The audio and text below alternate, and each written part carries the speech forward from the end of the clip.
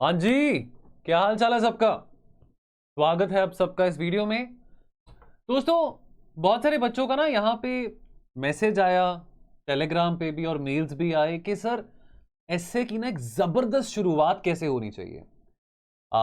हमारे पास कई बार क्या होता है कि मुझे याद है अपनी, जब मैं यूपीएससी जर्नी की बात करूँ ना, मुझे कई बार ऐसा लगता था क्वेश्चन को देख के कि यार ये तो मेरे को आता है, ये तो मुझसे हो जाएगा।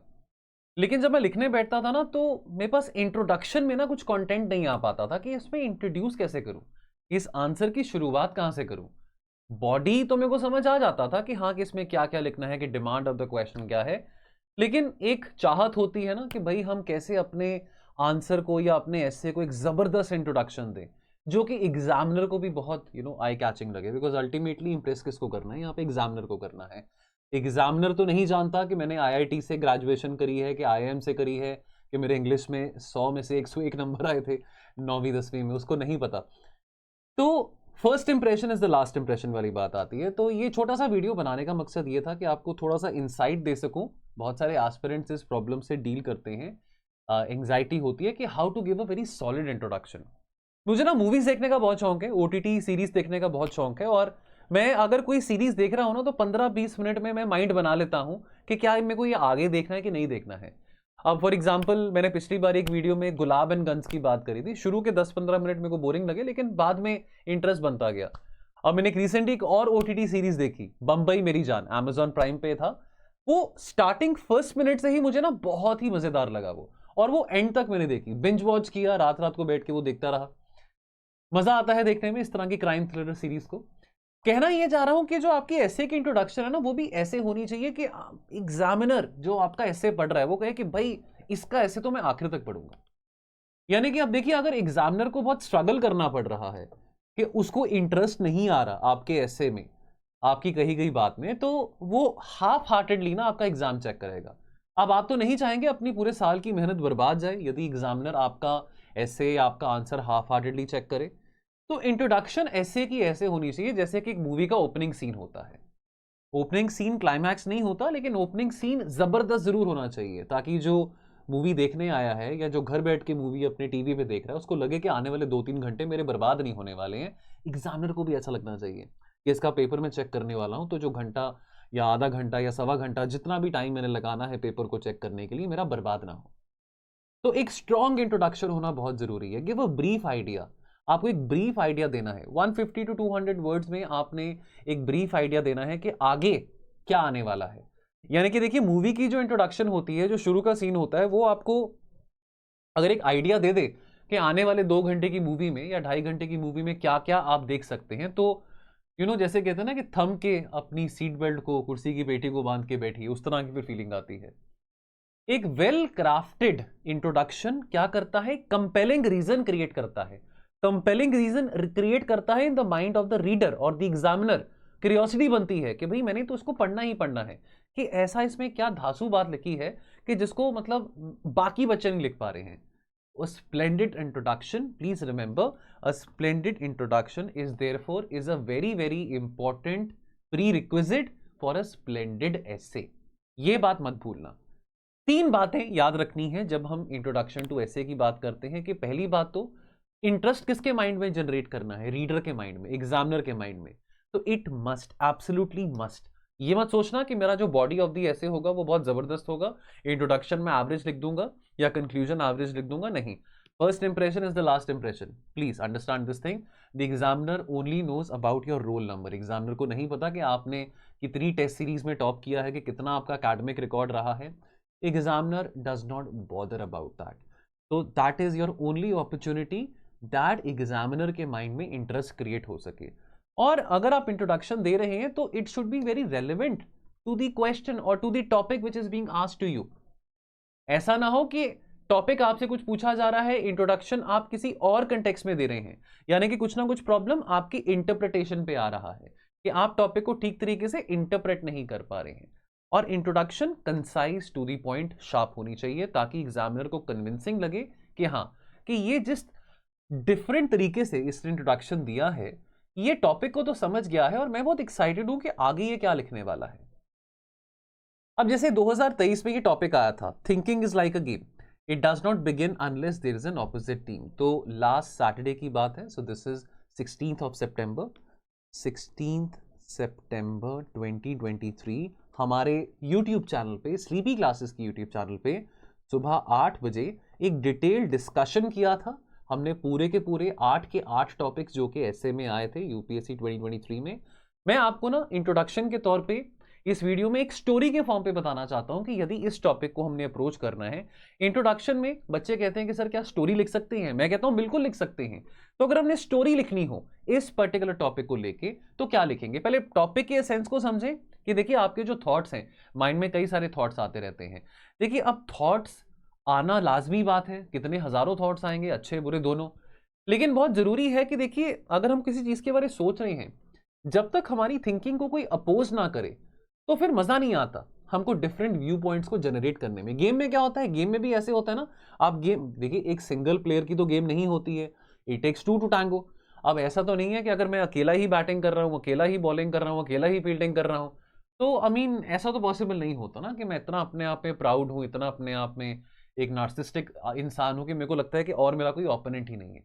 कोई भी गेम खेलने का और देखने का मजा जब आता है जब दो लोग खेल रहे हो, दो से ज्यादा लोग खेल रहे हो, ओपोनेंट्स हो। चेस की गेम की बात करें या क्रिकेट हो, चलो क्रिकेट में तो बहुत सारे लोग होते हैं, 22 लोग होते हैं, फुटबॉल हो, तो जब लोग ज्यादा होते हैं, आमना सामना होता है तो मजा आता है।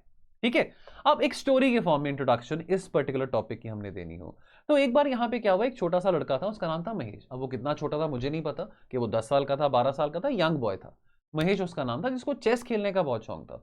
उसने बचपन से ही चेस खेलने में काफी शातिरता अटेन करी थी, काफी शातिर था, काफी शार्प माइंडेड था और अक्सर अपने परिवार वालों को, अपने दोस्तों को चेस की गेम में हरा देता था।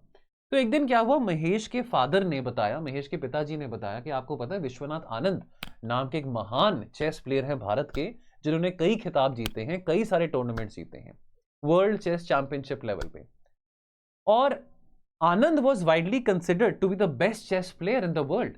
और महेश के अंदर यह बात आई कि भाई देखो, अगर ये बेस्ट चेस प्लेयर है ना, तो मैं तो अपने दोस्तों को, अपने परिवार वालों को, सबको हरा देता हूं। यहां तक कि मेरे घर में कोई बुजुर्ग लोग भी हैं, उनको भी हरा देता हूं शतरंज में।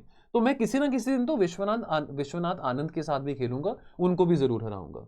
अब इसके लिए ट्रेनिंग चाहिए, है ना। अगर आज मैं बोलूं, अगर आज कोई 12-13 साल का बच्चा बोले कि मैं विराट कोहली से भी अच्छा क्रिकेट खेलता हूं, तो वो ट्रेनिंग करेगा ना। कल को अगर विराट कोहली से भी ज्यादा उसने अच्छा खेलना है, उसको ट्रेनिंग तो लेनी पड़ेगी।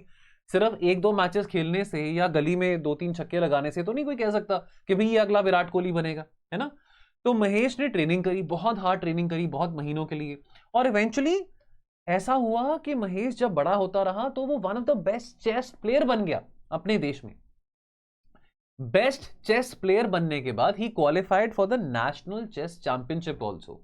एंड इतनी मेहनत करी, with the grace of God, with the grace of blessings by everyone, he made it all the way to the finals. Final match में महेश ने अपने से उम्र में थोड़ा सा ज्यादा एक बड़े व्यक्ति के साथ, एक बड़े प्लेयर के साथ मैच खेला। वो ज्यादा एक्सपीरियंस था, उम्र में बड़ा था, तजुर्बा ज्यादा था। मैच इतना क्लोज था, इतनी ज्यादा टक्कर थी कि भाई वो मैच बहुत घंटे चला। इवेंचुअली क्या हुआ, तजुर्बे की बात आती है ना, तो महेश का तजुर्बा इतना नहीं था, उसका जो ओपोनेंट था उसका तजुर्बा कुछ ज्यादा था। तो महेश ने कुछ गलती करी, कोई ना कोई गलती हम कर देते हैं स्पोर्ट्स में खेलते खेलते, क्रिकेट फुटबॉल कुछ भी हो, और उस गलती का फायदा हमारा ओपोनेंट उठा लेता है। अब उसके ओपोनेंट ने उसकी इस गलती का फायदा उठाया और एज अ रिजल्ट वो मैच हार गया। लेकिन उसने हिम्मत नहीं हारी। जस्ट बिकॉज वो मैच हार गया, उसने हिम्मत नहीं हारी। उसको पता लगा अपनी गलतियों के बारे, उसको पता लगा कि जिसको मैं अपनी स्ट्रेंथ समझ रहा था, कि मैं सोच रहा था कि मेरे को कोई हरा नहीं सकता, कि मैं तो सिकंदर हूं चेस का, नहीं, मुझे लोग हरा सकते हैं। मैं एक महान ओपोनेंट के विरुद्ध हारा हूं, तो यानी कि मेरे को यहां पे अपने अनुभव से सीखना पड़ेगा। मेरी गलती को, मेरी किसी की गई गलती को किसी और ने नजरअंदाज नहीं किया। उसने, मेरे ओपोनेंट ने उसी गलती को पकड़ के मेरे को मैनिपुलेट किया और मेरे को चेस में हरा दिया। यानी कि मेरे को ऐसे अपने आप को एक्सपोज नहीं करना। अगर कल को मैं विश्वनाथ आनंद के साथ मैच खेलूंगा तो कल को ऐसे तो मैं एक्सपोज हो जाऊंगा, वो तो उनसे भी बड़े हैं। तो उसने हिम्मत नहीं हारी, वो चेस खेलता रहा और इवेंचुअली वो दुनिया का, देश का नहीं, दुनिया का one of the best chess player बना।